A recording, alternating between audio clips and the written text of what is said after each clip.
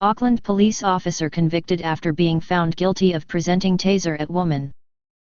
Sean Doak was found not guilty of assault but guilty of presenting a restricted weapon. The career of a young Auckland cop hangs in the balance after he was today convicted for illegally presenting a taser at a woman.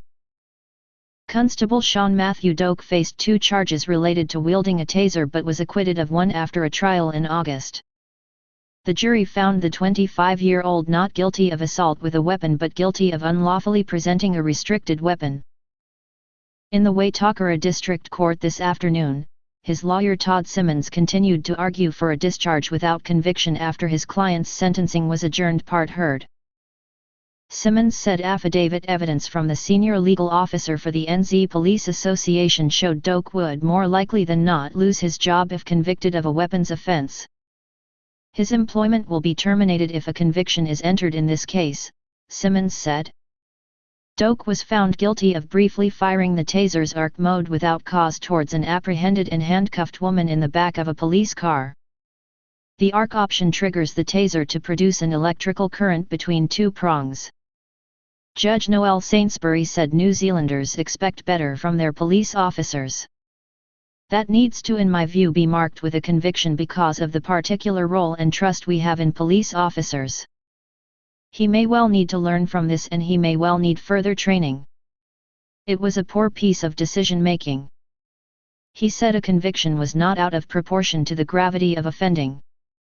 As a community we put high levels of trust in our police, we give them a high level of power over other citizens, the judge said. When police have the ability in appropriate circumstances to use serious force we trust them to do so responsibly. But Judge Sainsbury continued, we don't expect, and it's not reasonable to expect perfection. People make mistakes.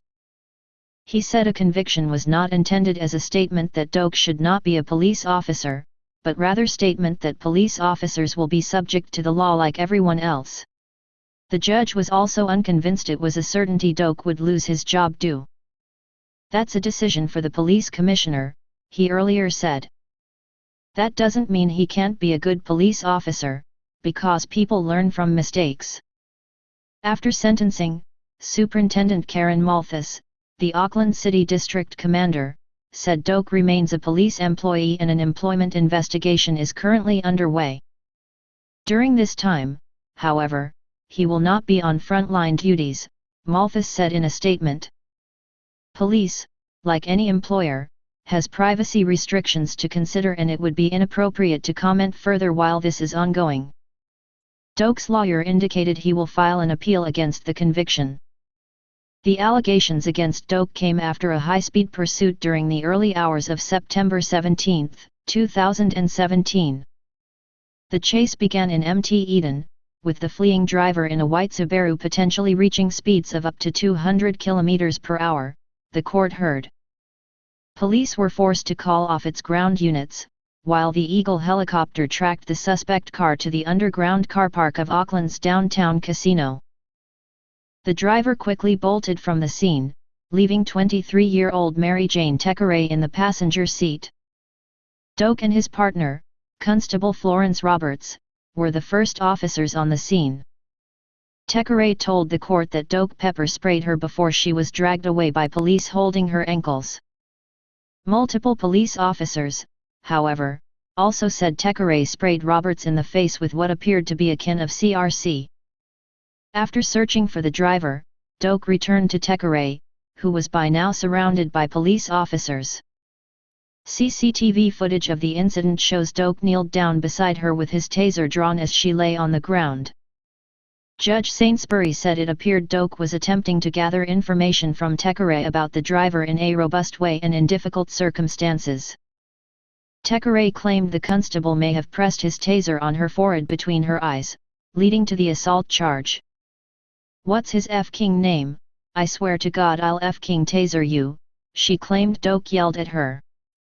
The video footage shows Tekere's legs flailing. However, other police officers at the scene, including Roberts, told the court they didn't hear Doak threatening Tekere with his taser or see him pressing it against her forehead. The jury agreed with them and found Doak not guilty of the assault with a weapon charge.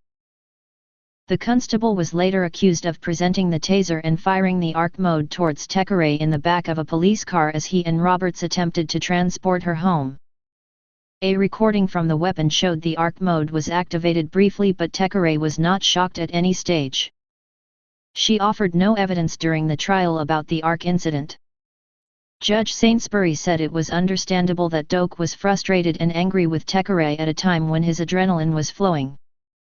But the judge continued Doak made a very poor decision to go into the car and allow his taser to both spark and make the noise, as a way of letting her know how unhappy he was with her that night. What needs to be made clear though is this did not go any further, he did not lay a finger on her. Simmons has said the arcing was fleeting. That may well explain why Ms. Tekere appeared to not even notice the taser, he added.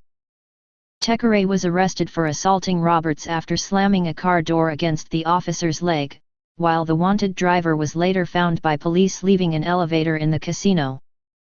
Judge Sainsbury said it doesn't appear Doak's offending had an effect on Tekere, although that may be more luck than anything else.